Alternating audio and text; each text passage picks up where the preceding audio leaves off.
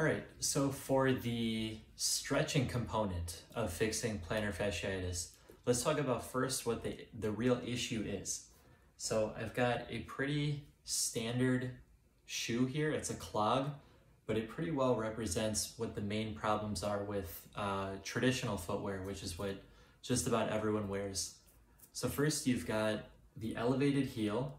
So that makes your foot basically go from flat to always sitting a little bit higher. You've got the elevated heel, and then you've also got what is called the toe spring. So our toes, when we're barefoot, just on the ground, well, they would just lay level, right?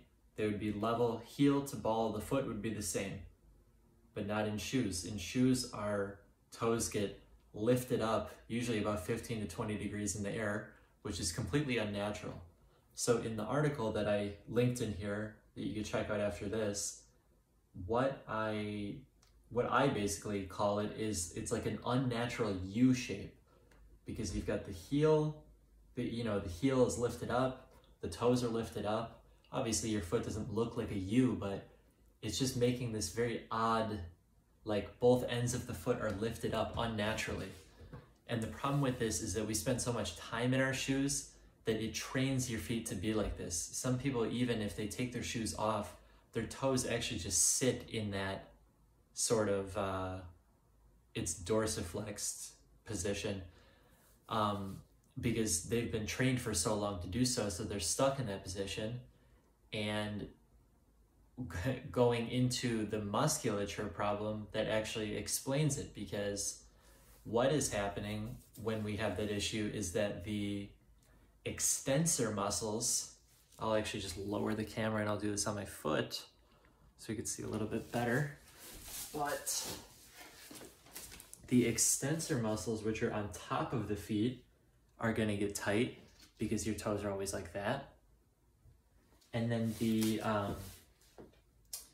plantar muscles are on the bottom of your feet, and they're going to get artificially lengthened, because if you think about it, heel's always up, toes are always up.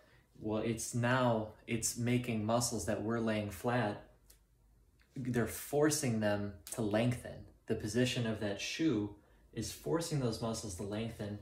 And a big problem is that when you force length into muscles where it is not being naturally derived, it's actually just going to weaken them, because they're not really prepared to be doing this. They're just being held in a position that they don't want to be held in.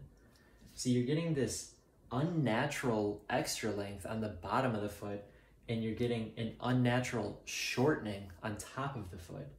So what we're going to target today is actually the extensor muscles, which are on top of the foot, because according to Dr. Ray McClanahan, who coined this stretch, it's called the toe extensor stretch, you don't need any more stretching on the bottom.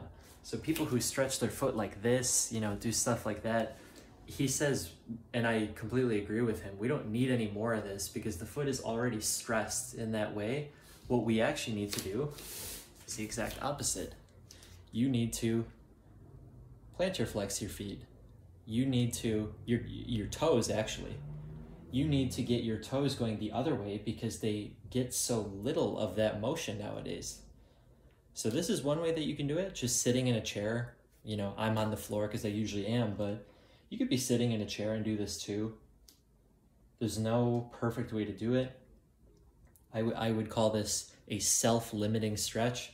If you feel the pain, you just stop right there. Do this for several minutes a day, do it a couple times a day, whatever. Different ways to do it. You can do it like that. You can do it manually with your hand if you want. Try to do all the toes if you can, but the bigger toes are going to be the main ones. That's going to have the biggest influence on your foot,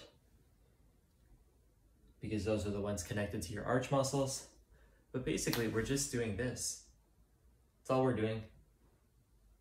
And you're just trying to, over time, get more flexibility back into the extensor muscles, which are on top, and then get more mobility into your toes as well, because a lot of people's toes can't even do this anymore if you let this go for long enough.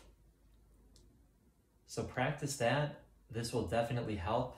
This is something that I do every day. Obviously, it's very easy to do. just make sure you're barefoot. So that is the toe extensor stretch. Check out the article that I have linked in the description there, because it will have more detail into what is actually going on with the foot and why you want to do this. And it also has embedded in it Dr. Ray McClanahan's video version of his stretch too, which it's always good to listen to him because he's the one who coined this stretch himself. So until next time.